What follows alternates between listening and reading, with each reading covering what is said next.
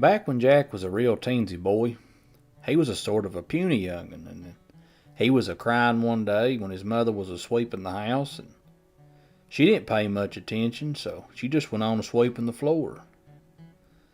Happened she swept up a right-sized big bean, so she picked it up and she give it to Jack to hush him up, get him out of the way. "Here, run and plant this bean," she says. "It'll make you a bean tree." So Jack, he ran out and planted it, and he didn't cry no more that day. Next morning, he went out real early to see how it was getting along. He come running back in and told his mother, "Why, that bean tree's plumb through the ground. It's done growed up knee high." "Why, Jack," said his mother, "why, you lying little pup." So she slapped him. Well, Jack, he cried. But when his mother got the house cleaned up, she looked out and saw it was just like Jack said, and she felt sorry. So she give him some bread and butter and brown sugar, and he hushed.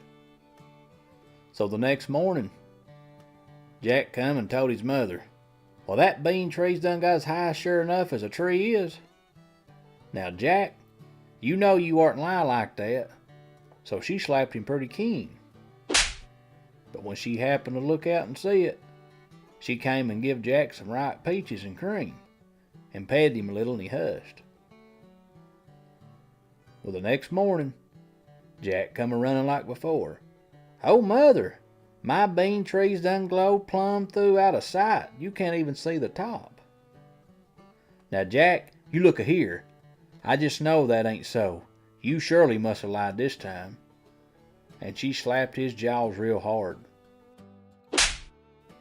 But she looked out directly and saw it. So she went and got Jack and gave him a big slice of cake and some sweet milk. Well, nobody said anything about the bean tree for several days, until one day Jack said to his mother, "I'm going to climb up that bean tree of mine and see how high it goes." His mother told him he oughtn't do that, but seemed like he had his head set and she couldn't do nothing with him. Jack said he'd pull her off a mess of beans on the way up and throw 'em down to her. So she fixed him up a little snack of dinner, and he pulled out right up on that bean tree, and he kept going up and up and up. He climbed all day till it was late up in the evening before he got to the top. Then just about dark, Jack came to a big pike road up there, went along it a little piece, and came to a great big house, and walked up and knocked on the door. A very large woman came and opened it up and looked down at Jack and says, "Law, stranger, what are you doing up here?" Why, Jack said, "Because I wanted to come. This here's my bean tree, and I just climbed it to see what was up in here." "Well, you better get on back down quick. My old man's a giant, and he'll kill you. He eats all the Englishmen he finds." "And it's a-getting late," says Jack. "I can't get back down there right now. I don't know what I'll do." "You come on in then, and I'll hide you tonight. But you better leave early in the morning." So Jack went on in the house, and the giant woman took him in and put him up in the bake oven, set the lid over him, and the old giant come in directly and looked around and says, "Fee, fo, fum, I smell the blood of an Englishman. May he live, or being he dead, I must have me some." The old woman says, "No, you don't smell no Englishman. Must be that fresh mutton you brought in here yesterday." The old giant looked around a little more, and finally they ate supper and went on to bed.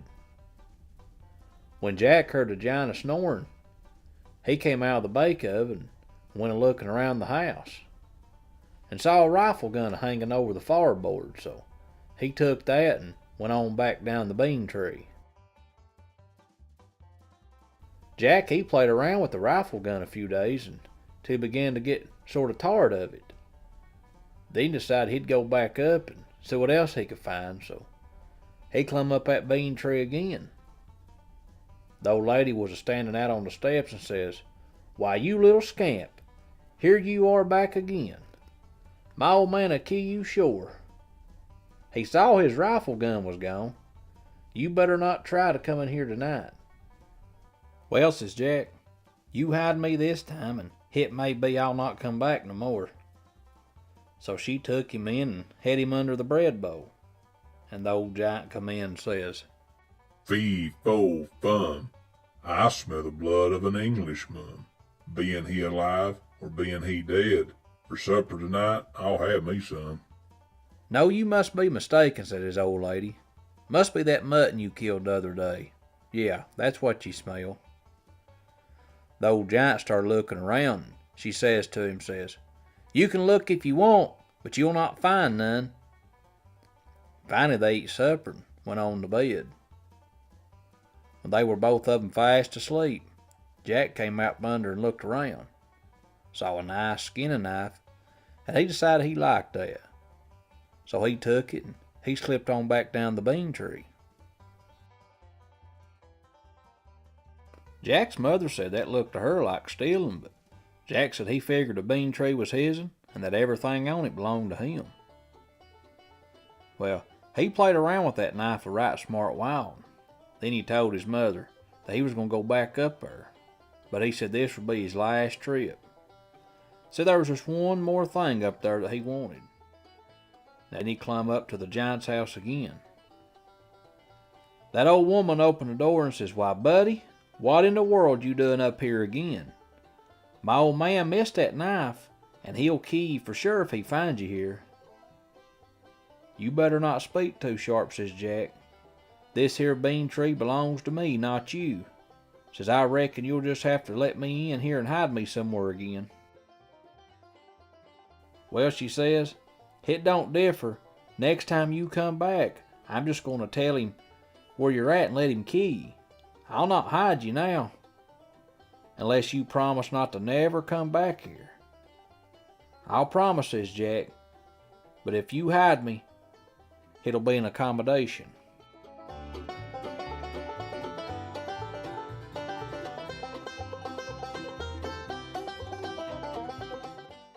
Well, she took Jack in and set him in a corner and turned the old giant's hat over him. And the old giant came in and said, Fee, fo, fum. I smell the blood of an Englishman. Being he dead or being he live, I'll grind his bones to eat with my pawns. Just look, Lynn, says the old lady, and if you find him, you can sure kill him. So the old giant looked around, smelled around every place, trying to find Jack. Looked in the bake oven, looked under all the bowls and says, sure seems like I can smell one strong. But he never did look under his hat, and pretty soon they went on to bed. Then when Jack heard the giant snoring right big, he came on out from under the hat. Now, there was a covered lid on the giant's bed. Had little bells sewed all over it, about an inch apart. And that is what Jack wanted so bad. But he knowed it rattled wake the old giant up, so Jack went and fixed up all the chairs up close to the bed, and took the old giant's boots and hid them. Then Jack crope up and raised one corner of the rug. Then the bells went and woke up the old giant, and he sat right up quick and hollered, "Scat there!" Jack kept right still until the giant laid back down and set into snoring again. Then he went and eased the door open. Went back and got him a good hold of the cover lid, jerked it off and made for the door as hard as he could tire. Them bells a rattling and a dingle dingle dingle. The old giant jumped up, started busting against them chairs and a holler, "Where's my boots? Where's my boots?" Jack was just a-sailing toward the bean tree. The old giant kept knocking them chairs around and says, "Where's my boots, old woman? Where's my boots?" The old lady says to him, "They're right where you left them, I reckon." Well, he had to get a light before he found them, and finally he got them and lit on out after Jack.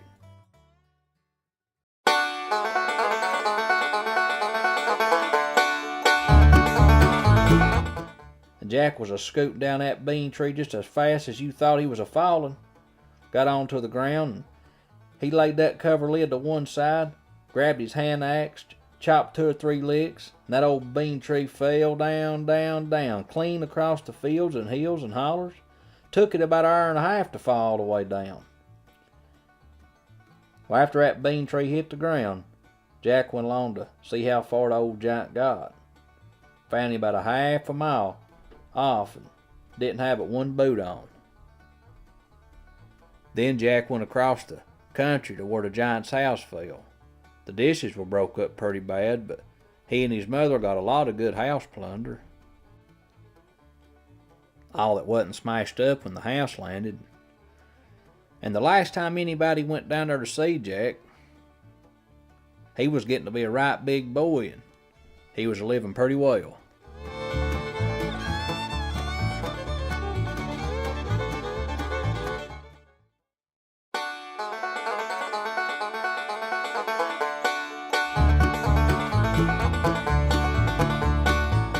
Jack was about 12 years old, I reckon. His daddy started trying to make him help with work around the place. But Jack, he was allergic to work. He didn't like it much. And he'd piddle around a little, then he'd go back in the house. Till one day, his daddy whooped the far out of him, just tanned his hide.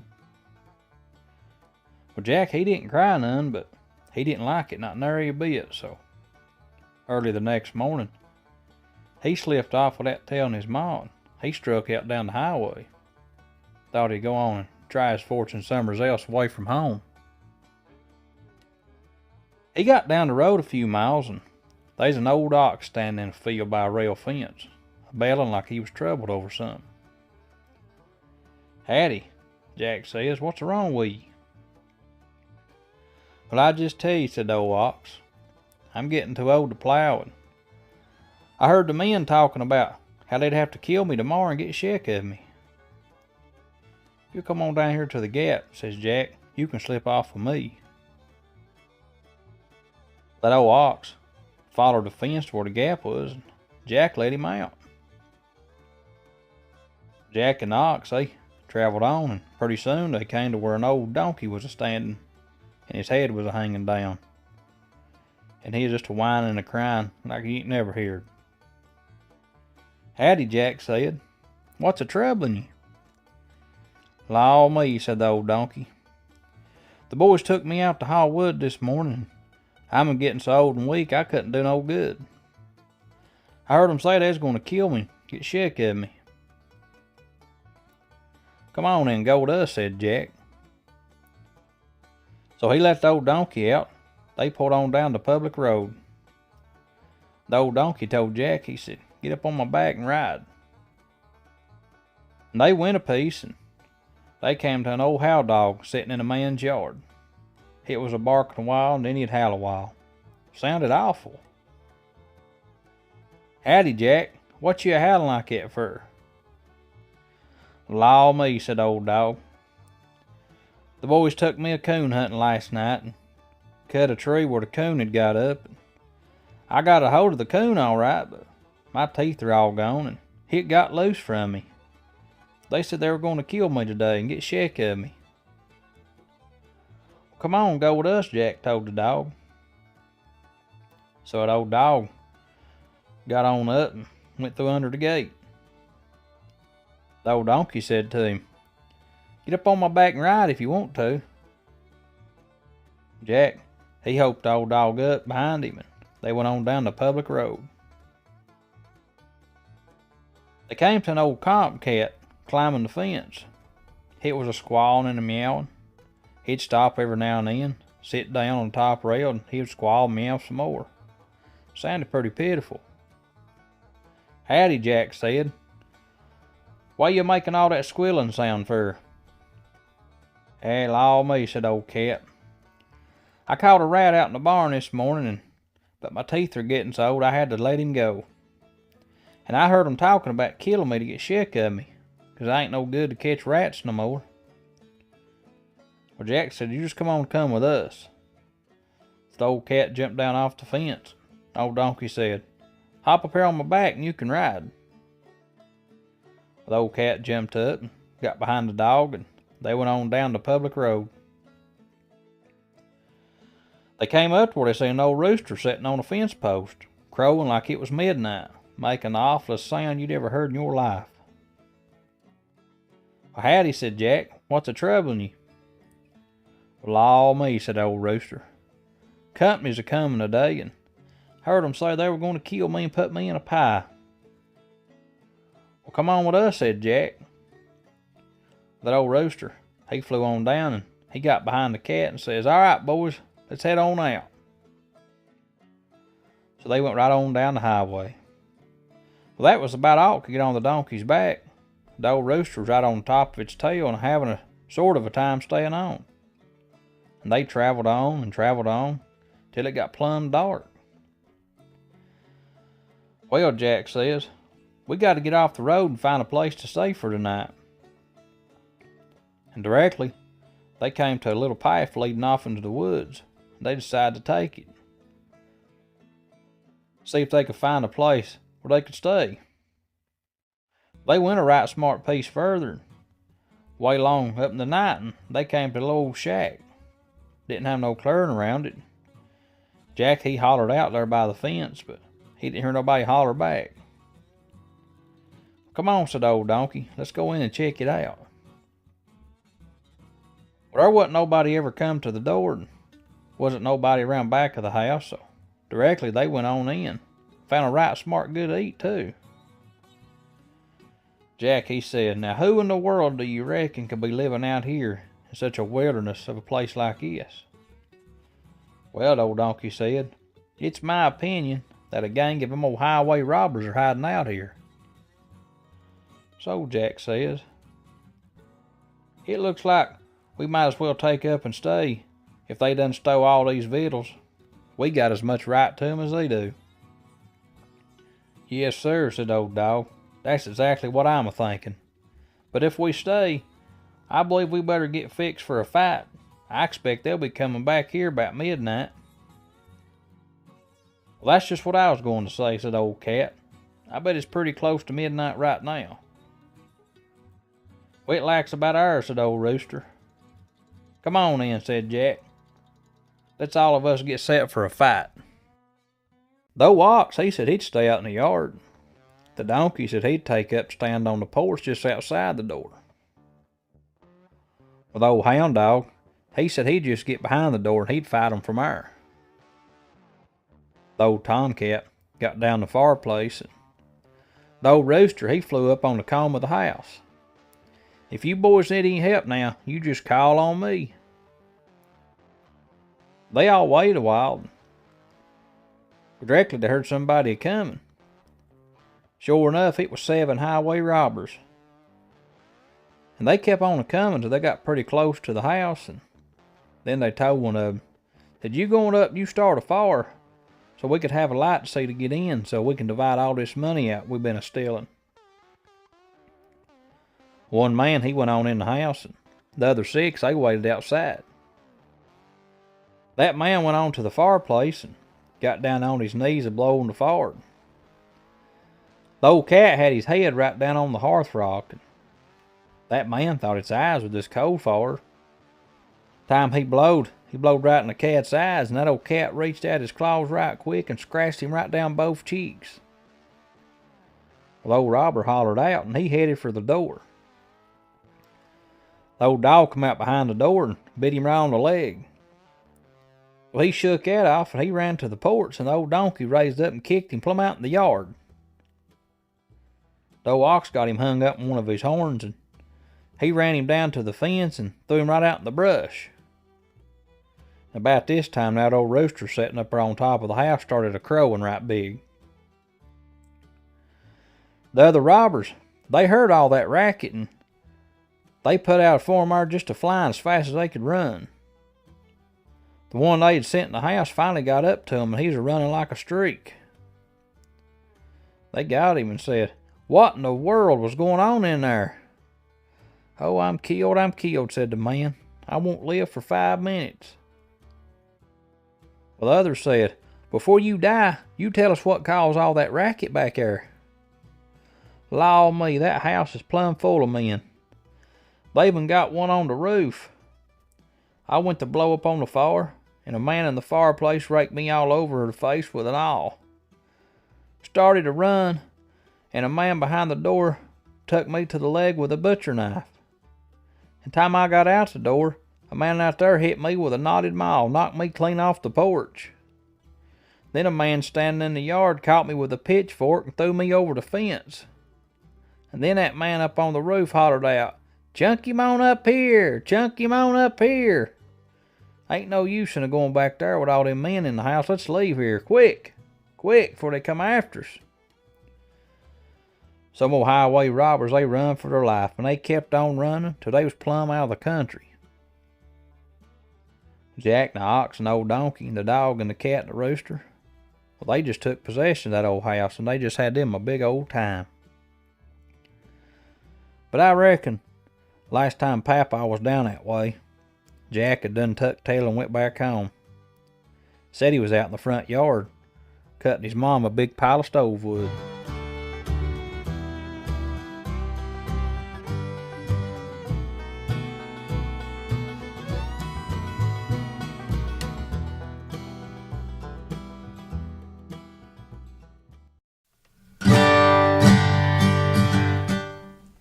Said one time, Jack started out to hunt him a job of work.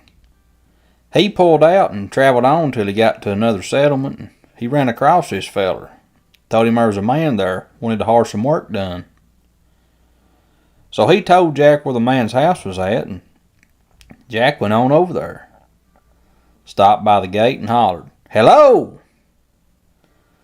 Well, the man come out and asked Jack what did he want, so Jack told him. The man told Jack to come on in, asked him what his name was.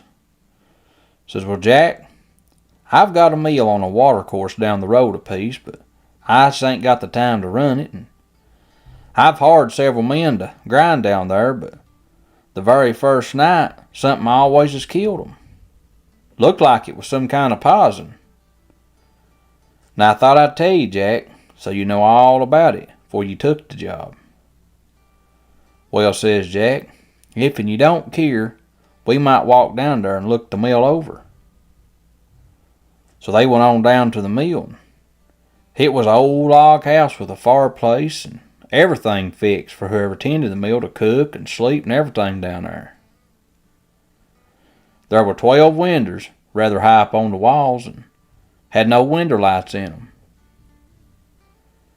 Jack looked it over right good and says, "Bedad, I believe I might just take the job." The man says, "All right, Jack, I see you ain't no coward. Now I'll give you half of what you make, and give you rations too. I'll go back to the house and get you some meat and meal for your supper, and you can start grinding soon as anybody comes." Well, when word got out the mill was opened up again, lots of customers started a-comin', and Jack had to grind right on till it was plumb dark. Finally got the last turn ground out and shut the mill down. He hadn't no more'n got the water turned out from the mill race when here come an old man on a sorry-looking mule. Got off and walked in the mill with a poke of corn on his shoulder. He had a long gray beard and he was one-eyed. "Howdy do, Jack," he says. "How you getting on?" "All right, I guess," says Jack. "Hope you're well." "Eh, about like common," said the old man. Then Jack looked at him and says, "I don't believe I ever saw you afore." "No," the old man told him. "I'm a stranger." "Well, how in the world did you know my name?" Jack asked him. "Oh, I knowed you time I saw you," the old man says. "I've come a long way today, Jack, and I wonder could you grind my corn for me? I couldn't get here no sooner." "Why, sure," says Jack. "You wait here a minute, and I'll go turn the water in again." So Jack started the mill up and ground the stranger's corn for him. Shut the mill down. When he got back, the old man says to him, says, "Jack, you're the first one ever done me right here at this mill, and I'm going to give you a present." He reached in his big coat and took out a silver knife and handed it to Jack. Jack thanked him, and the old man left.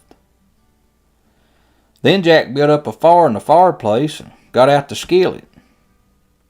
Now Jack didn't have no lamp, but the fire gave off right much light, and it happened the moon was a-shining in all 12 of them windows. Made it pretty near bright as day. So Jack was a-cutting up his meat with that old silver knife, when all at once it got thick dark in there. Jack looked up, and in every one of them little windows sat big black cats. They all were looking right at Jack, their eyes just a-shining.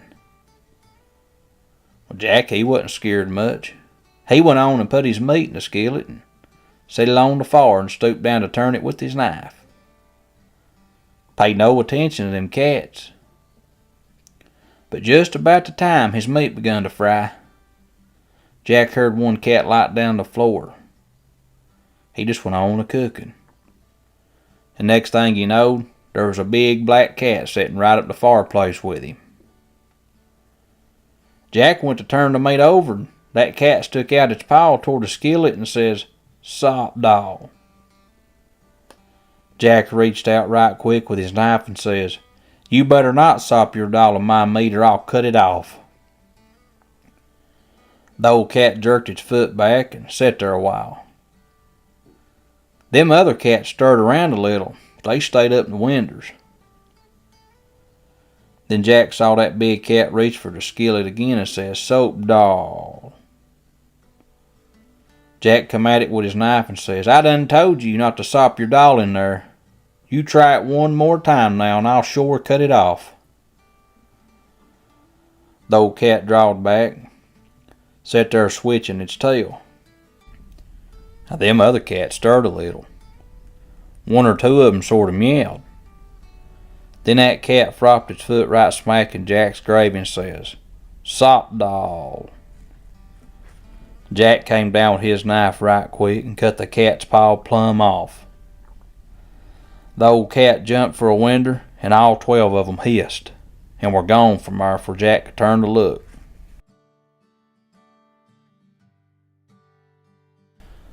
Well, Jack went to go throw the meat in the fire. Instead of a cat's paw, it was a woman's hand laying there. There in the skillet, had a ring on one finger. Well, Jack, he took the hand out and wrapped it in some paper and put it up on the fireboard. Then he washed and scoured out his skillet and cooked him some more meat and a pound of bread. Got done eating, went on to bed. The next morning, the man that owned the mill got up real early. Says, "Old lady, you better get up and cook me some breakfast. I reckon I'll have to make arrangements about burying that boy today." His old lady sort of scrounged around in the bed and said she was sick and couldn't get up, so the man fixed himself some breakfast and pulled on out for the mill. And there was Jack just a-grinding right on. The man got to where Jack was and hollered to him and says, "Well, I wasn't expecting to see you alive, Jack. Thought I'd be a-burying you today." Jack hollered back at him and says, "Well, it's a good thing you didn't have to do that." The man hollered back in Jack's ear and says, "When you get that turned ground, shut down the mill. I got to talk to you right now." So directly, Jack went and pulled the water gate so the mill racket would stop, so him and that old man could talk. Says, "Now, Jack, you tell me what happened last night." Well, Jack related to him about the old black cats, and he told about the old man giving him that silver knife. The man says, "I see through the whole thing now. It's a witch gang.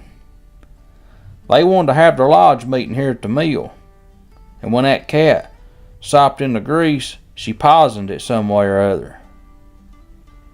Well, Jack said he didn't have no idea if that's how it was.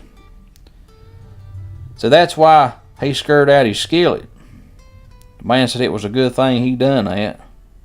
Then Jack told him about the cat's paw turning to a woman's hand. Says, "You might not believe that, but I've got it right here to show you." Got that woman's hand, unwrapped it. The man looked at it. He looked it over. Looked at the ring on it. Says, now I declare. Well, I'd never thought it.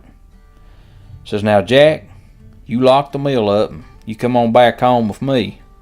We got to tend to this right now. It's a good thing that knife was made of silver. You can't hurt a witch with a knife or a bullet unless it's silver. So they went on back to the house, and the old man's woman was still in the bed. He asked her if she felt any better, and she said no. Said she'd not get up for a little while longer. So the man says to her, says, you want me to send for the doctor? She said no. She said for him to send for some neighbor women. He asked her what women folks she wanted to come, and she named out 11 women. So the man sent word to them.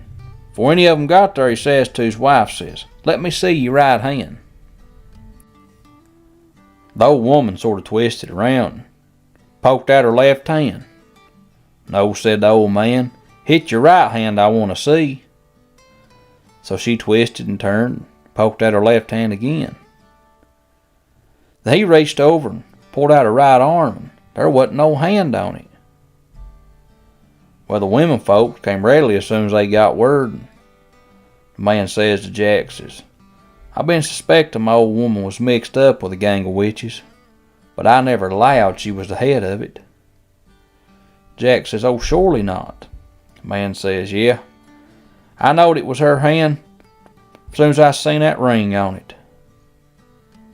Well, when the last of the 11 women got in with his old lady, the man shut the door on them and fired the house. Them 12 witches started cracking and a-popping, and every one of them was burned plumb up. So Jack made an end to the witch gang in that settlement, and that man never did have no more trouble about his mill.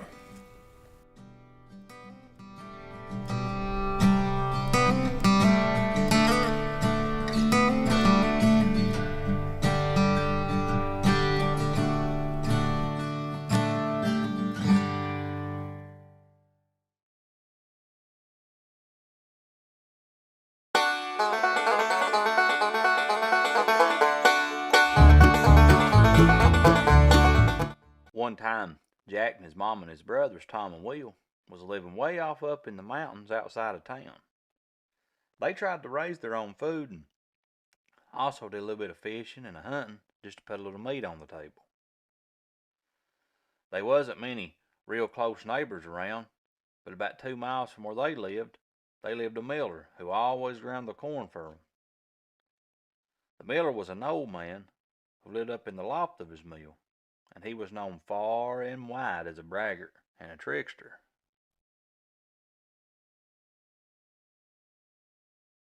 Not only did the miller actually pull a lot of trickery on people, his favorite pastime was bragging about it and telling about how smart he was and about all the tricks he'd played. Why, I could steal the bed sheets off of a bed while you are asleeping and you'd never know it. I could steal the food off your fork while it was between your plate and your mouth. I could steal anything right under your nose. And this was all the old man would talk about. Now people around knew what the miller said was partly true. He was a trickster. And part of the proof was that while he was past 60, he had a wife who was only 16 and a new baby less than a year old. And everybody thought that that was a good trick right in itself for an old man as old as he was. But still, people did get awful tired of having to listen to him brag all the time. Old man, some of the neighbors would say, one of these days somebody is going to steal something from you. Then you'll be sorry that you done all this bragging. That will never happen, the miller vowed and declared. Nobody will ever steal anything from me. Why, if anybody was to ever steal just one thing off me, or if anybody could just come and do business at the mill without me stealing from them while they're here, well, I'd give them this mill and everything in it. When what the miller had said got spread around the community, everybody living around there took it as a challenge to try to make a fool out of him. but it seemed that the harder people tried, the more the miller was able to steal from them. They were off their guard when they were trying to pull something on him, and it wasn't long until everybody around there had tried and failed and given up. And the only people who hadn't given it a try were Tom, Will, and Jack. They had talked about it often enough, but every time they were working on a plan, somebody else would try it and would fail. And Jack kept saying that it wasn't just worth wasting your time to try. He said that they just ought to give up going about their business. Then one day, Tom came up with a new idea. "Let's go at him, 2-on-1, he said. "Let's go up there and get some corn ground, and while one of us watches the corn go in the top of the mill, the other one can watch the cornmeal come out the bottom. That way, he can't possibly steal anything from us, and maybe one of us can pick up something of his while he's not a-looking." "Well, that's a good plan," Will said. "I'll go for it with ye." Jack shook his head. "You two go on. I just don't want anything to do with that old man. He's too slick for us." And so Tom and Will got ready. They shelled out a bunch of corn, sacked it up, and both of them rode double bareback on their daddy's horse down to the miller's. Once there, they tied the horse to a tree in the yard. Then they carried a sack of corn inside to get on with their plan. The miller took the sack of corn, and Tom stationed himself at the bottom of the chute and held an empty sack to catch the ground cornmeal. Now he was going to watch and see that the miller didn't steal even a grain of his cornmeal. Will, he followed the miller up to the hopper where he poured the corn in, the top of the mill to be ground. And he was making sure that not a single grain of corn ended up in the miller's pocket. The miller opened up the water gate to start the mill to grinding, while Tom and Will had their eyes glued to what they thought was happening. The miller noticed how hard Tom and Will were concentrating on the corn grinding, and he knew that they couldn't be paying attention to anything else while this was going on. So he slowed down the water so the mill would take a lot longer to grind the corn, then slipped out the door into the yard and left Tom and Will watching inside. Once in the yard, the miller noticed that the horse tied to the tree. He walked over and asked out loud, "Does this horse belong to anybody around here?" Of course, Tom and Will couldn't hear him from the inside of the running mill. The miller then said, "All right, since nobody claims this horse, I guess it must belong to me." He untied the horse and put it in the barn up above the mill. When the miller got back to the mill, the corn was just finishing up, and the last grains of meal were falling into Tom's sack. Tom, he tied the sack up tight, and then he said to the miller, "Well, we did it.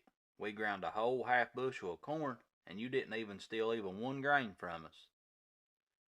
"You boys sure are smart, all right," the miller smiled at him. "Go on home, and this afternoon I'll bring you the deed to the mill."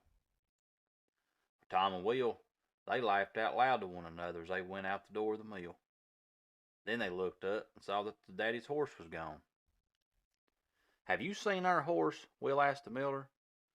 The miller said, "Well, I have a new horse that somebody left out here for me. I asked all around to see whether it belonged to anybody, but nobody spoke up. And since it was a trespassing on my land, I took it that it was meant for me." With that, Tom and Will found out that they hadn't won after all, and they had to walk all the way home, carrying their own cornmeal, and tell their mom and Jack what had happened to their horse. Jack said, "I told you not to mess with him. The harder you try, the trickier he gets. I am not going to mess with that old man at all." A few weeks after that, Jack decided he'd go off a-hunting for the day. He got his daddy's old muzzle-loading gun, a powder horn, and some homemade bullets, and then he started off out in the woods. He didn't have much luck at all close to home that day, so he walked farther and further, determined to find something to shoot for supper. But by late afternoon, Jack had still not had any luck, so he started out walking toward home. Now it was completely dark long before Jack got even halfway home, and he knew from the kind of night it was that he was sure to have a terrible time finding his way home. It was pitch dark, and so cloudy that you couldn't even see a star in the sky. There wasn't any moon, and of course, way out there in the country, there wasn't any kind of lights to be seen.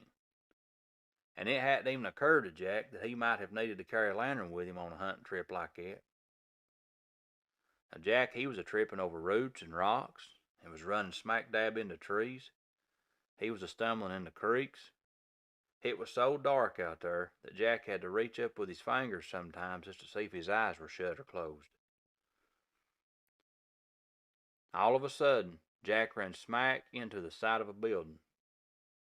He felt his way along the wall in the dark, and when he came to the mill, he realized he had stumbled into the mill where the tricky miller lived, with his wife and his young'un. Maybe, Jack thought, maybe the miller will let me spend the night here, and then I can go on home tomorrow. So Jack felt his way back around the mill until he come to the door. There he knocked and waited to see if anyone was inside. Nobody come to the door, and Jack realized that there was no light burning in the house, and that maybe nobody was at home. He knocked one more time and heard somebody stirring around way inside. And finally the door opened, and there he saw the miller standing in the dark. He was wearing his nightshirt, and it looked to Jack like he'd been asleep for some time. "Why, Jack," the miller said, "what are you doing knocking around here so late at night? Don't you know that I have a young wife that needs to get into bed early?" "Well, it ain't that late," Jack said. "Well, I bet it's past 8 o'clock. It's just so dark this time of year that you think it's late." "Well, anyway, Jack, what can I do for you?" "Well, I got stuck out here and it got dark on me, and I wonder if you might have space for me to spend the night. Then I could go on home tomorrow." "Why, sure, Jack," the miller said. "We've got plenty of beds. You know that the miller who lived here before I came had a big old family, and he left a house full of beds. Come on in, there's plenty of room." Jack started to step in the door, and then the miller said, "Wait a minute, Jack. You better go visit the outhouse before we go in. I don't keep any bed pots in the house, and you might need to go before morning." So Jack went to the outhouse, and then he followed the miller on into the mill. It was so dark that the miller lit a candle to see the way, and they went up the stairs to the loft, following the light of the one candle. Once in the loft, Jack looked around the big room. There was a fireplace at one end, but since it was still a warm night, the fire had all burned out, and there were 6 big double beds arranged around the walls of the room. In one of them, the miller's wife was sound asleep, her baby sleeping in a cradle on the floor beside her. The miller turned to Jack and said, "Take your pick, Jack. Any bed you want is yours. My wife and I sleep in all of them at one time or another. We usually sleep in one until it gets dirty, and then we move on to the next. That way it takes about a year before they all get dirty enough for us to have to wash all the sheets at once." Well, Jack, he picked out a bed on the opposite wall, as far as he could get from the miller and his wife. He undressed and crawled into bed, while the miller blew out the candle and crawled into his own bed. But Jack was almost asleep when he suddenly had an idea. "Sure is dark," he thought, "and it sure is early.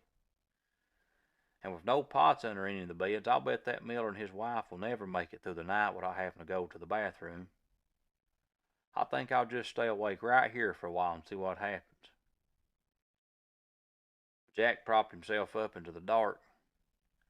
He couldn't see a thing, but he could hear every move it made in that room, even the sound of breathing as the miller and his wife and that baby were asleep. And it wasn't actually very long until Jack heard a sound of breathing change, and then he heard the covers rustle across the room. And then he heard the sound of a pair of little feet on the floor. And he could hear that the miller's wife feel her way around the room until she found the top of the stairs. He could hear her whisper to herself about how dark it was. And he could hear her make her way down the stairs. And he could hear the mill door close as she went out for a late night visit to the outhouse. As soon as he was sure she was outside, Jack slipped out of his bed, eased over to the bed where the miller was asleep, picked up the cradle with the sleeping baby in it, carried it across the room, He put the baby cradle back down right beside his bed. Once back in bed, Jack started listening again. He heard the downstairs door open and shut as the miller's wife put her way back inside the darkened mill. Jack heard her feeling her way slowly back up the stairs to the loft. When she got to the top of the stairs, he heard her talking out loud to herself about how dark it was. "Now, where's my bed?" she said. "It's so dark in here that you can't see the end of your nose." She felt her way around the room to where she thought her bed was, but then she felt to see whether her baby was covered up, and the cradle wasn't there. "I must be turned around," she said to herself. "We keep switching beds so much that I can't remember where I was sleeping." And Jack listened as she felt her way around the room, feeling from bed to bed, trying to find the one where the baby cradle was sitting. When she found it, she was standing right beside Jack. She covered the baby back up, give the cradle a little rock, and thinking she had now come to the right bed, climbed right up into the bed with old Jack. Nobody knows if or when she found out if she was in the wrong bed, but whether or not she did, she stayed right there for the rest of the night. And Jack, he slept pretty late into the next morning. After all, he had stayed up later than he usually did. When he opened his eyes at last, the first thing he saw was a miller sitting at the table writing on a sheet of paper. The old miller had already signed the mill over to Jack, and he was writing out the deed to turn the rest of what he'd owned into Jack's name. "Jack," the miller said, "you've done it. You're the first person in the world to ever steal anything from me, and I keep my word you win." So Jack moved right into the mill now that it was his. The miller did get to keep his wife and baby, even though Jack could have said that they were part of the deal too. Now people say that Jack ran that mill for a good long time before he gave it over to his brothers, so he could go out on the road again to try to seek his own fortune.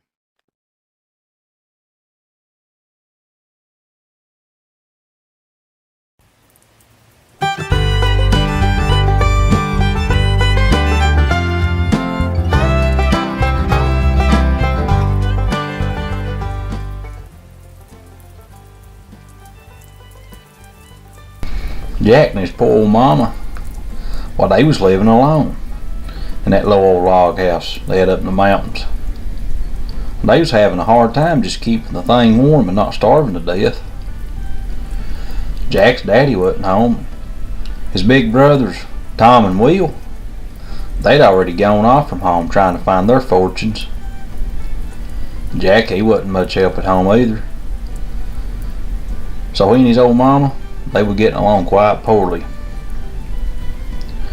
One day Jack came to his mama and he told her he had a plan. He said, "Mom, me and you's having such a hard time, I think it's about time for me to get on out of here. Try to find my fortunes." Will and Tom, they bound to find theirs, 'cause they ain't never made it home. "You know, Jack, that's a good idea. You have to do it sometime, so might as well be now." So Jack's ma packed up a clean shirt for him and a little snack of food to start him on his way to seek out his fortune. And after breakfast, Jack started out a-walking. But there was a problem. All of a sudden, Jack, he figured out that he didn't even know what a fortune was. All he knew was that his brothers, they left out trying to find theirs, and if they could do it, well, by George, he could too. So he was looking, but he didn't have not one clue what he's looking for. Jack thought to himself, "Well, I really don't know what my fortune is, but I guess when I see it, I'll know it." And he went on a-walking. And the more he walked, the further away from home he got. He looked under every rock and behind every tree, around houses and barns. He looked the countryside over. And then he looked all through the towns. And he never did see nary a thing that looked like it might be his fortune.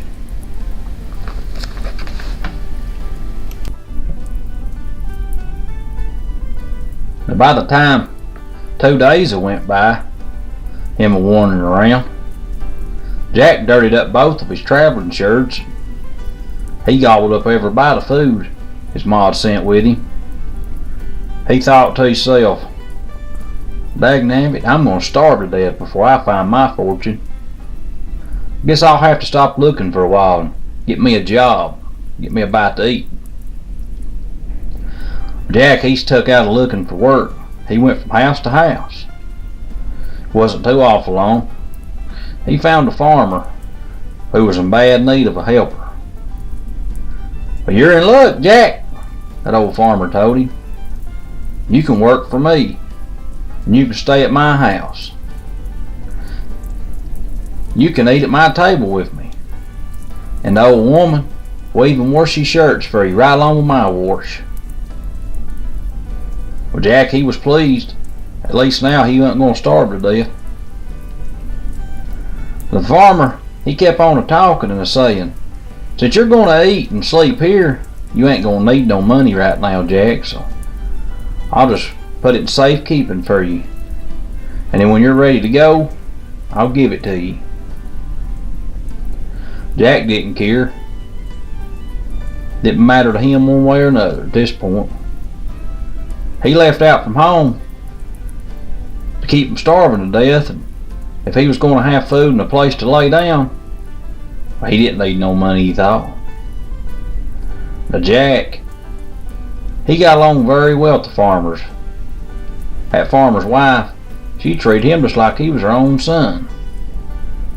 He worked there for about a week, and then a month, and then he stayed right on past the winter.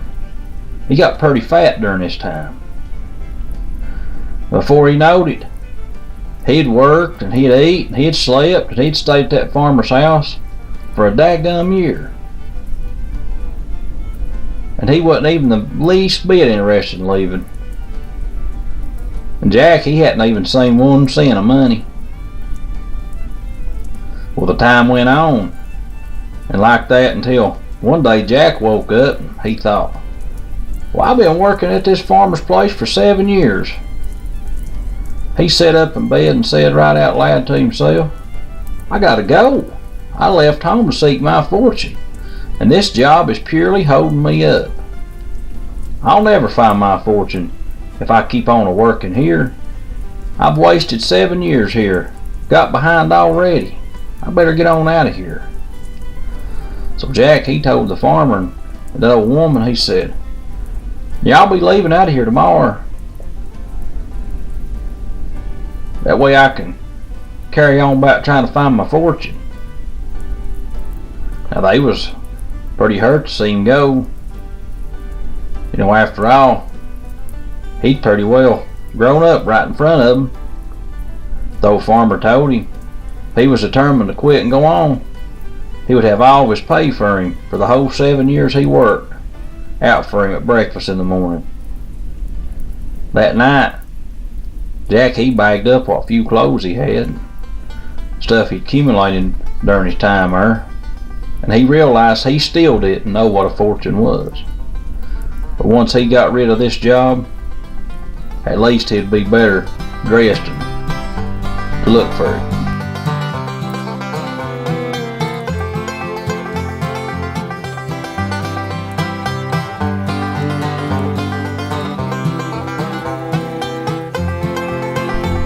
Now at breakfast that next morning, right in the middle of the floor, he saw 2 bushel baskets filled plumb to the top with money. There's a few dollar bills, mostly quarters and dimes and change or whatnot. Well, Jack figured that basket of money had a weight of 500 pounds. He hadn't never seen so much money in all his life. At least he wasn't starved to death. After breakfast, Jack started trying to move that big basket of money to the road. It took him all day. He pushed and pulled and heaved and set. Strained his guts out till about lunchtime. He finally got it to the door and down the steps and out in the yard, and took him a little rest.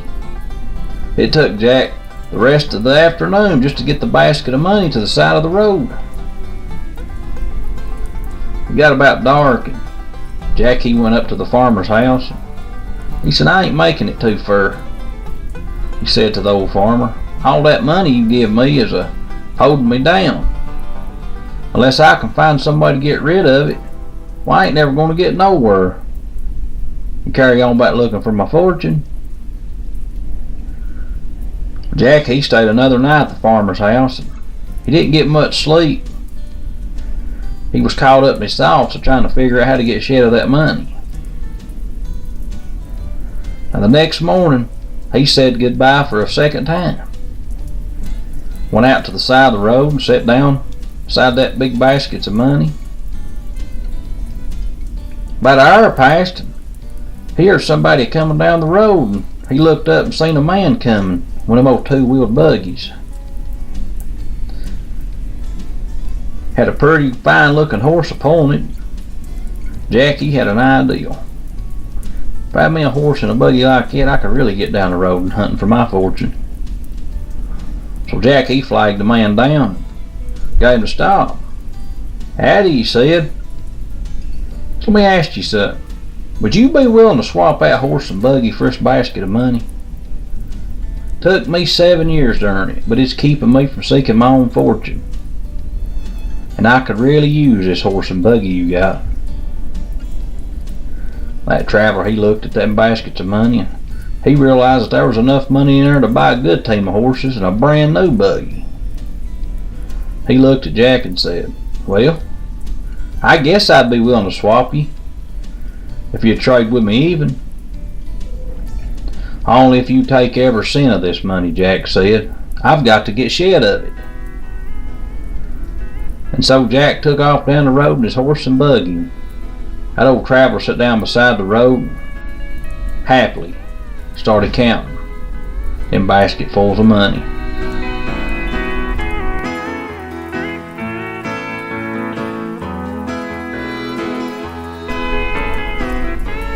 And after a few days, Jack figured out that he'd made a bad mistake. Not only was he making no progress at all in figuring out what his fortune might look like, but he was having to find food for his new horse, and, well, for himself too. And that was a lot of trouble for Jack. "And I've got to get shed of this horse and buggy," he thought. "They ain't helping me at all, really holding me up." The next day he was going down the road. He met a woman who was leading a cow, just taking it to town to sell it. Now that right there is what I need. If I had that cow, I'd have plenty of milk to drink, and the cow would just eat grass. Besides that, I bet I could ride her once in a while if I got tired.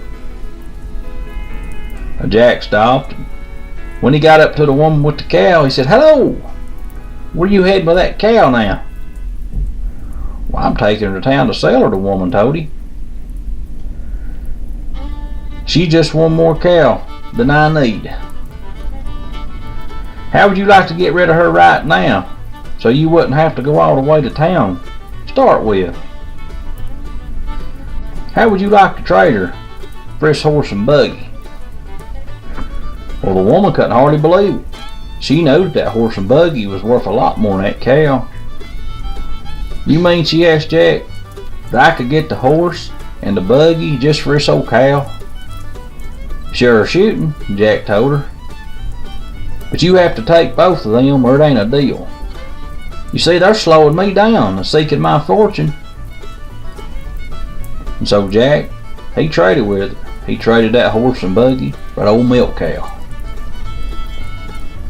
Just 2 days later, Jack, he realized again he'd made a big mistake. The old cow's sack was dry, and he never got a single drop of milk from her. Besides that, she wasn't content with just eating grass along the road. Nope. The cow was always running off and getting into people's corn, and Jack spent half the time just getting her out of trouble. And on top of all that, one time he tried to ride her and she threw him off. "I gotta get rid of this daggum cow," he said. "I ain't never gonna find my fortunes as long as I have to keep chasing after her. For the next day or two, he kept a sharp eye out, looking for a way to get rid of that cow. When Jack noticed a young girl walking down the road, she had a hen under her arm. He thought, that's what I need. That hen lay eggs that I can eat, and it won't eat much. So he propositioned her for a trade. Turns out, she'd been having a woman do some cleaning for a couple days, and she just got the chicken as her payment. She figured the cow was worth a whole lot more than a chicken for cleaning house, so they just swapped. Now before that next day passed, Jack knowed he was in a fix for sure. He didn't even know that hen hadn't even laid eggs in over a year, but he did know that he had to carry her every step that he took. This ain't never gonna do. He knew that he had to get rid of that hen. Now while Jack had been doing all that traveling and all that trading, he'd hardly been able to get a hold of anything to eat for himself, and he was getting mighty hungry. Maybe, he thought to himself, if I can trade this old hen for some food, then I ain't gonna starve to death while I'm out hunting for my fortune. And as soon as he came up into a new town, that's exactly what he was determined he was going to do. Now the first place Jack saw had any activity at all was a blacksmith shop. He walked in there and he had that hen under his arm, and he was determined to trade that old hen for a bite to eat. That old blacksmith was hammering on a horseshoe. When he stopped and looked up at Jack, that's when Jack started in a bargaining. Sir, he said, that old blacksmith, I'm out of seeking for my fortunes, and things have been keeps getting in my way. Now can you take this hen here? I don't really need her, and I wonder if I could trade her to you for a little something other to eat. Now Jack didn't know that this particular blacksmith was a man who was known far and wide to enjoy a good trade, and he was known as a one who always come out on top, no matter what or who he's doing the trading with. He looked down at Jack and said, son, I could trade you some victuals for that old hen, but that wouldn't be a fair trade. Why, you'd eat that food up in no time, and I'd still have this old hen. Now what you need from me is something that wouldn't last. You need something that would feed you for a long time. I tell you what, boy, I'll trade you something that can make you just enough money each day so that you can buy you grub from now on. Now what do you think of that? Well, that just pleased Jack. He handed that hen right over to the blacksmith. He waited to see what he was going to get in return for it. Now that blacksmith took that old hen to the back door. He put her under a tub where he could come back and wring her neck, cook her up. Then he went out to the edge of his garden, scrounged up 2 good side yellow flint rocks. Now he washed the rocks, then he dried them, oiled them up, and shined them up. Now Jack was still waiting when the blacksmith came back in the shop door. He dropped them 2 rocks down on the workbench in front of Jack. Here you are, boy, the old blacksmith said to Jack. Now, Jack thought that them yellow rocks was purty, but he didn't have any idea what they was for. Finally, he asked the old blacksmith, how'd I make money with these? Jack, the blacksmith said, I thought you'd know. These here are nail straightening rocks. You just put a bent nail on top of one of these rocks and hit it with the other. and the nail comes out straight. If you'll just go from house to house, people will come out of everywhere with all their old crooked nails just waiting for you to straighten them out for them. Now go on, Jack. Well, Jack picked up him old nail straightening rocks. He started out the door. And he felt pretty good about that old trade. He hadn't never seen no nail straightening rocks before. He knowed it. He wouldn't have to feed them a thing. He started down that old road looking for his first nail to straighten. As Jack walked down the road to the first house, he came to a big covered well right out in the front yard. And it sure was hot out. Now Jack headed up toward the house if they had any nails that needed straightening. He stopped by the well to get him a sup of water. He put them old nail straightening rocks down on the side of the well. Dropped that old bucket down in the well. When he seen that old road straighten out, he started to pull it up, hand over hand. Now Jack, he'd caught him a good full bucket of water. It was a real trouble just to draw that rope up, and he was really a puller. Now just by the time he got the bucket up to the top, one of his elbows accidentally hit the nail straightening rocks and knocked both of them right down in the well. Jack heard them splash. They settled out of sight down at the bottom of that well. He took a good long sup of water, then he stood up straight and he smiled from ear to ear. I must be the luckiest man in the world, he thought to himself. I started out looking for my fortune, and for 7 years I was held up by having a job. Then I was held up by having so much money I couldn't tote it. Then I had a horse to feed, a cow that run off, and a hen that wouldn't even lay no eggs. Then 2 rocks to carry. But now I can really go looking for my fortune, because I don't have one single thing standing in my way to hold me up. So Jack started off down the road again, still not knowing what his fortune was, but awfully happy to just be looking for it.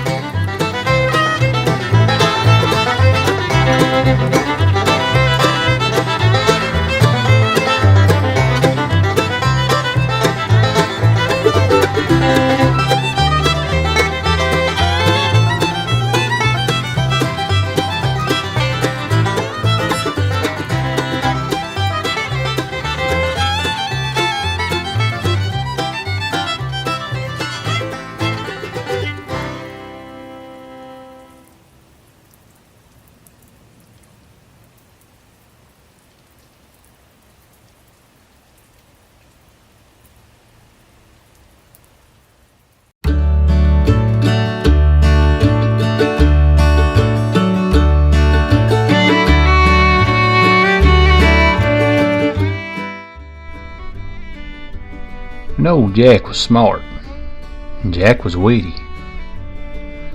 There wasn't too many things Jack couldn't think himself out of. Wasn't too many situations that Jack couldn't figure out a way to come out on top every time. You know, one time they said old Birchfield, they said he put the word out that he'd give his daughter and half of everything he owned to the man that could tell the longest story. Now old Birchfield, they claim, he'd set up one of them old 2-wire glasses, and any man whose story stopped before the sand run through, well, he'd have to come and join up with Birchfield's growing army. Now, there was a lot of men tried it, and there was a lot of men failed. Birchfield's army, it got to be mighty near the biggest one in all these mountains, and they wasn't nobody could come up against him. Now after a while, old Jack heard about Birchfield's offering. he reckoned he'd give it a try. Old Jack, he was a good one for telling him long-winded stories.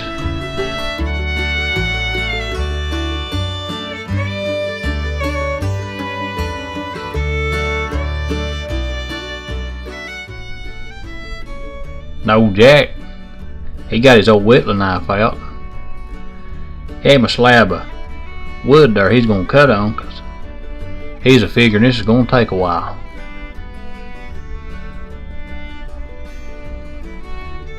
He commenced telling his story here at old Birchfield.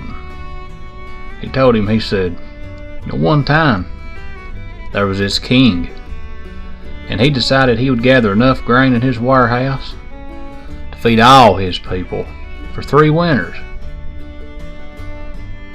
Now, all the people, they brought their corn and wheat and they stored it.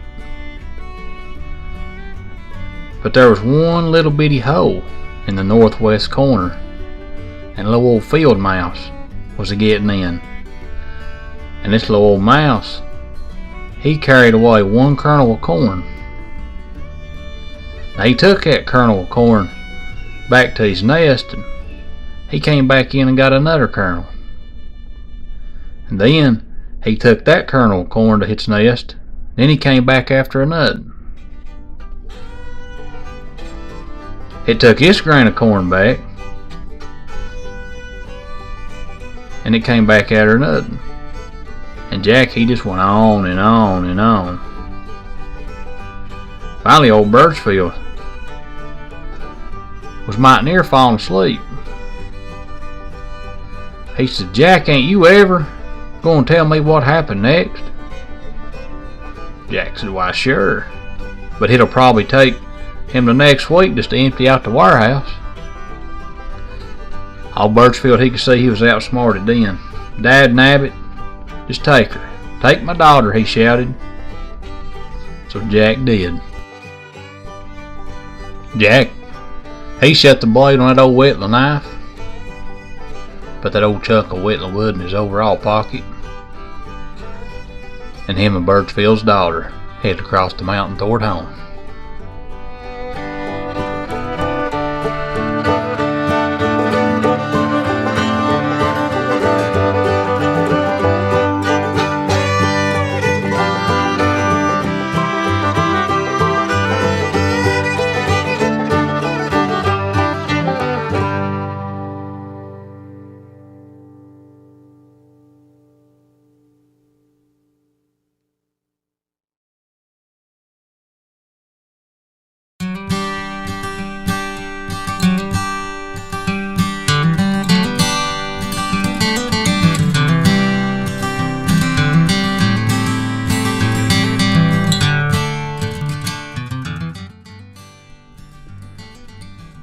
Jack and his brothers, Will and Tom, they didn't get along much.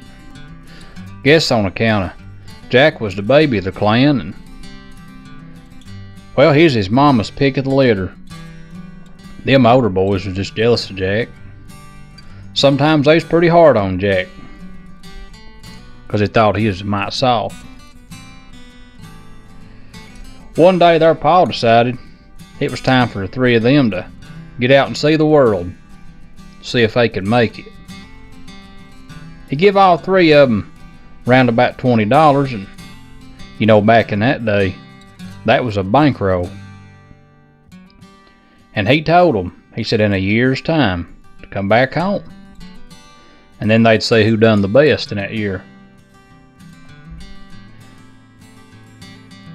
Now Tom and Will, they went on into town and bought them some good suits, some clothes that was fit for a traveling, but young Jack, he didn't want to spend his money on clothes. He was a-figuring might be something a little bit more important down the road. Tom and Will, they didn't want Jack tagging along with them either. "You're too young, and you're ragged and dirty. We don't want you seen with us. We'll never get a job if people sees you tagging along." But Jack insisted, and there wasn't no stopping him. Now they all set out with their mama crying behind her apron, their pap leaning on his hoe, waving them on. Now what their parents didn't know, Tom and Will, they had it planned out. They was going to do Jack out of his $20. Now they didn't let on until they was plumb away from that part of the country, far away where nobody knew them. And it happened when they came to a crossroad. Two branches of the road went different directions. Now Tom and Will, they tore right into Jack and roughed him up good. They took his money and they split it. They rode old Jack over in the swamp and left him for dead. They said nobody will ever know what happened to him. Then Tom, he headed down the left fork and Will went down the right, and they set out to see if they could find their fortunes.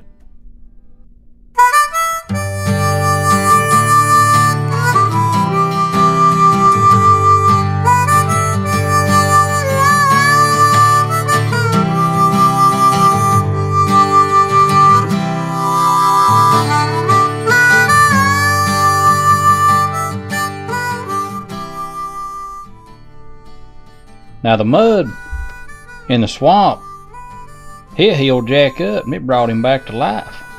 Jack came around to himself. Now he was bruised up, but he felt mad. And he got to thinking about what he's going to do next. And he thought, well, I ain't too far from home, and he could just went on back home. But Jack, he wasn't going to give up. He decided he was going to go on even without no money. He threw his old hat up in the air and see which road it would land on. It landed right square dab in the middle. So Jack went straight ahead and traveled. Now, it wasn't much of a road, and them old bats was a-flying over his head, and an old owl started a moaning. That's when Jack caught sight of a house off the road. It was all covered in briars and vines, and needless to say, it was a big fine house. Jack all ragged and dirty. Now he hated to call out, but he was awful tired. He was needing a place to stay for the night, so he went on up, and only life he saw was a big old calico cat. The cat was chasing her tail around and around. Jack called out, "Hello, anybody home?" "Just a cat and a mouse," said the cat, looking right at him. "Hey, buddy," Jack said, "I've done came in the neck of the woods where cats can talk." "Well, I haven't always been a cat. There's an ugly old witch around here, and she's got my whole family. This here little mouse is my sister. Witch turned her into a cat first, then a mouse. She's coming back in 3 days, and I reckon she plans on doing the same thing to me." "Well, that ain't a bit right," Jack said. "Anything I can do to help you?" "Well, it's too late for my sister," said the cat, "but you could help me turn back if you want to start tonight." Well, the cat and mouse, they showed Jack where he could get a little food and a little rest. Told Jack what he had to do.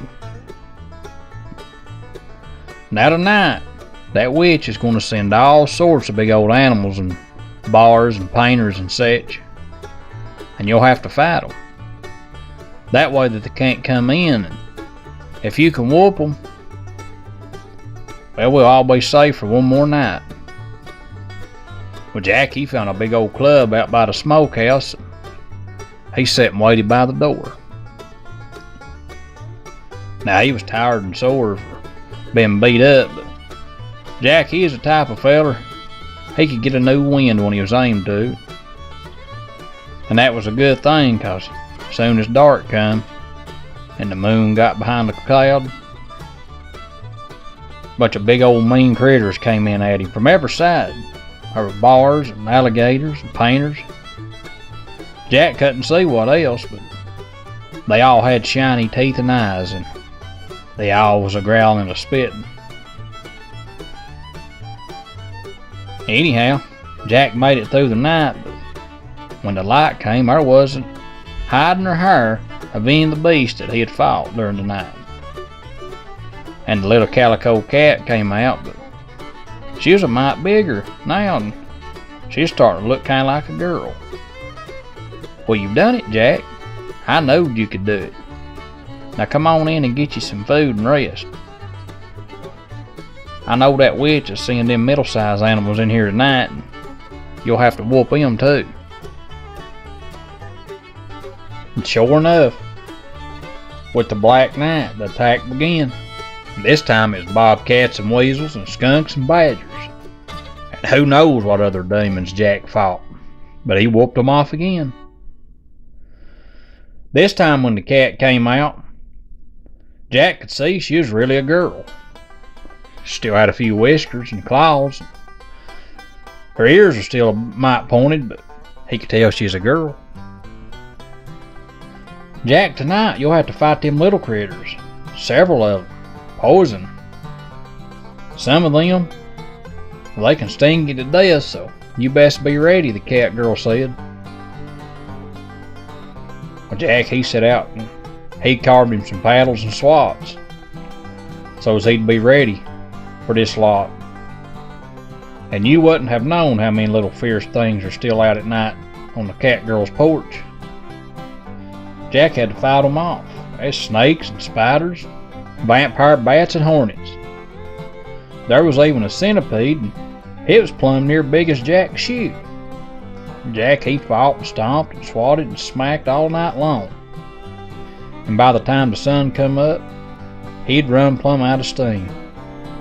Well, not until the door swung open, there stood the prettiest red-haired girl Jack had ever seen in all his life. You done it, Jack. Now I'm Kathy again instead of Cat Girl. Come on in, I'll fix you some grub tonight. There's only that old witch herself to deal with now, Jack. And one thing you have to know is not let her help you do anything, for she'll try. But if you let her, she'll change you and me, both of us, into cats. And then there won't be no way of saving any of us. We'll end up mice like my poor sister. Well, Jack, he stretched out and got some rest, and toward the evening, he got ready for the fight. He sat down by the hearth, took him a needle and thread. He set in to putting patches on his old coat. Well, pretty soon there was a blowing and a howling, like a bad storm was on the way. A big old wind blew the door open, and then came that old witch. There's lots of witches in the world. There's purty uns, good uns, bad uns. But this one was a witch of the world. Nobody was ever as ugly and mean as that old hag standing before Jack. She had the kind of face that could just plumb sour milk. Howdy, Jack. So we meet, she said, stretching her old claws out towards the fire.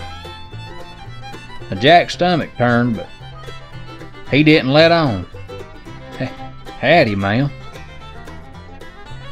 What the devil are you doing, boy?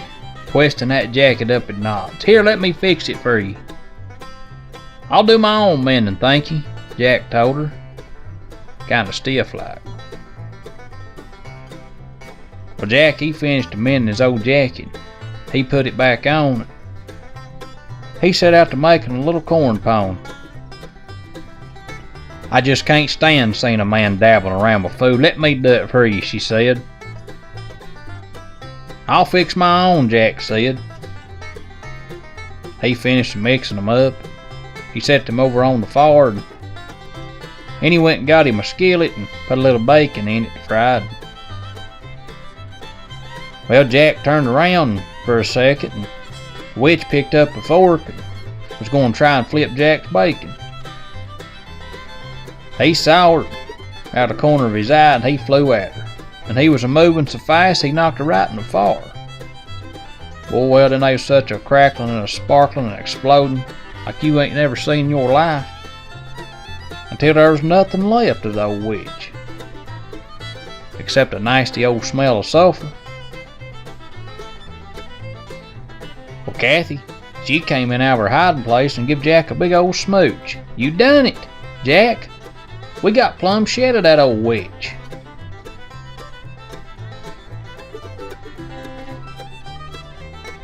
That next morning when it got light, Kathy took Jack out and showed him around the farm.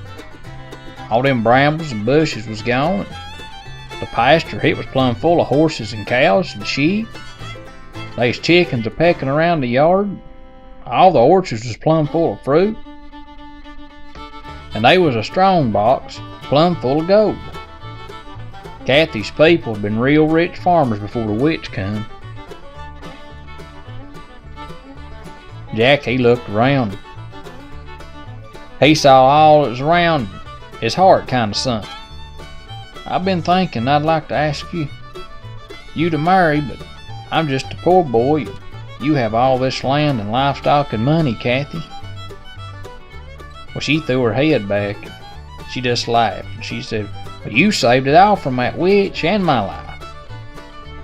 You're brave. You're the bravest man I've ever met. And us to get hitched up, well, that's a wonderful idea. So they hooked up an old wagon and a pair of big fine horses, and they went off. They got Jack a big fine suit, and they come across the preacher to marry him. When they got married, they went on back so they could mind the farm. Now Jack and Kathy, they was good. They was good helpmates for each other. She could cook and sew. Jack, he knew how to plow and plant. They had gobs of money for whatever they wanted. But Jack, he was a-watching the calendar. And he knew that year was about up. The day was a-coming for him to return home. When it finally come, he hitched up that old fine carriage. He put his old raggedy clothes under the seat. He set off with Kathy to his home place.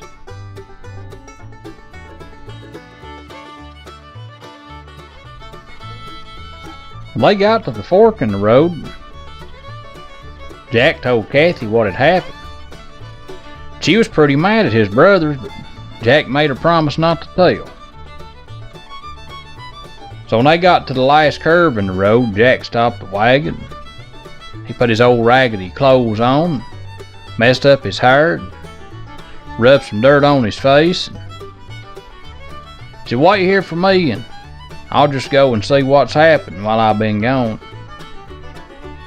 As he come up the road, Jack's pap saw him a-coming, and he was right glad.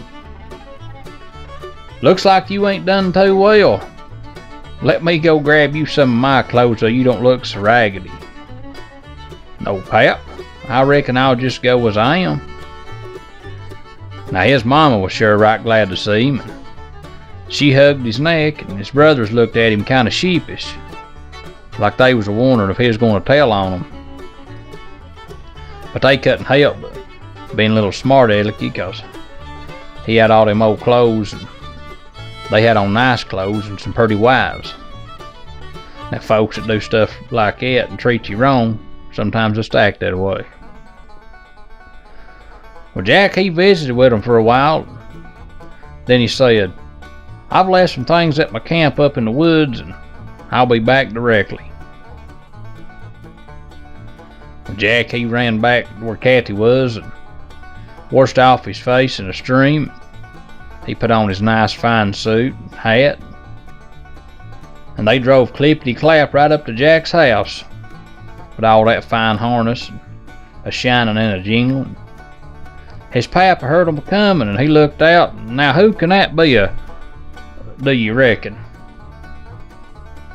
Must be somebody rich. Ain't no one around here has a buggy like it, Tom said. Jack's ma looked out. Why, I declare, that's Jack. But who's that beautiful girl in that fine dress and bonnet? Tom told his wife, you hide under the bed. And Will said to his'n, you go hide yourself in the attic. Can't let 'em see you in that old cotton dress. So Tom's wife, she hid under the bed. Will's wife, she crawled up in the attic. Jack and Kathy came in. Jack introduced him to his ma and pa and his brothers. They talked for a bit, and Kathy, she looked around. Tom and Will, she said, "Jack told me you two had wives, but I don't reckon I see them. Are you going to introduce us?" Well, there was nothing for them to do but call their wives. Both girls was covered with dust and feathers and spider webs, and they looked worse than they did before. "Well, you men ought to be ashamed," Kathy told them. "You just don't know how to treat a lady." The girls, they could tell right away they was gonna like Kathy all right. And that night they threw a big old party. They had some of their ma's good fried chicken and mashed taters and greens, and a little pumpkin pie. And all the boys, they talked about their adventures, but there wasn't no question about who had done the best. The next day, Jack took his pap and his ma back up to the big old farmhouse. And, well, as far as I know, they all lived happy. But I reckon Tom and Will, I don't reckon they ever did amount to much.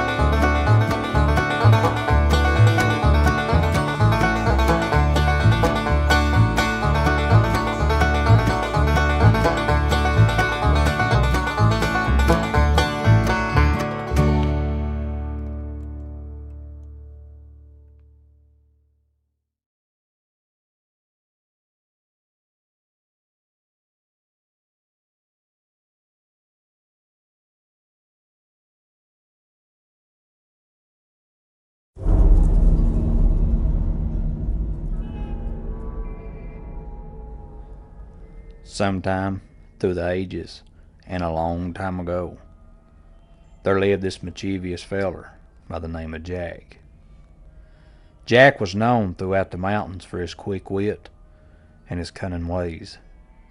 And one day, he found himself in a bit of trouble when he decided to make a deal with the devil. Legend had it, Jack was a skilled blacksmith, and he was known for his ability to shape and mold metal into magnificent creations. And the devil, hearing of Jack's talent, decided to pay him a visit. The devil appeared before Jack, disguised as a man, and he offered him a deal. He promised to give Jack incredible talent, making him the greatest blacksmith to ever live. In return, the devil wanted Jack's soul. Now Jack, he weren't no fool, and he knew that dealing with the devil was never a good idea. So he agreed to the deal, but he made a clever request. Jack asked the devil to turn himself into a silver coin so that Jack could pay for their drinks before making the final exchange. The devil, thinking he had outsmarted Jack, agreed to the request, and he turned himself into a shiny silver coin, and he handed himself over to Jack. But instead of using the coin to pay for the drinks, Jack quickly pocketed it, and he placed a small cross next to it, trapping the devil in his pocket. Jack, he made another demand. He told the devil that he would only release him if he promised never to claim Jack's soul. The desperate devil, trapped, and with no other choice, agreed on Jack's terms. Years passed, and Jack continued to outsmart the devil at every turn. and Jack's reputation only grew, and he became well known for his cunning ways. But eventually, Jack's time on Earth came to an end, and he passed away.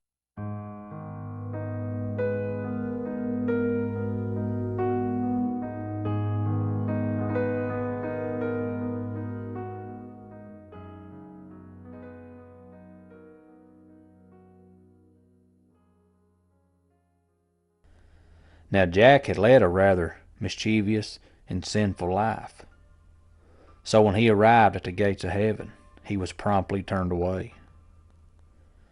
So he made his way down to the gates of hell, seeking refuge. But the devil, remembering his agreement with Jack, refused to let him in. Now stranded between heaven and hell, Jack found himself in complete darkness. And he pleaded with the devil. And the devil, taking pity on him, tossed him a burning coal from the fires of hell. Jack carved out a turnip, and he placed the coal inside, creating what we now know as a jack-o'-lantern to light his way. From that day on, Jack was condemned to wander the earth with his jack-o'-lantern, forever known as the Jack of the Lantern, or Jack-o'-lantern. And that, my friends, is a tale of Jack and the devil, a story of trickery, darkness, and the origins of the Jack-o'-lantern.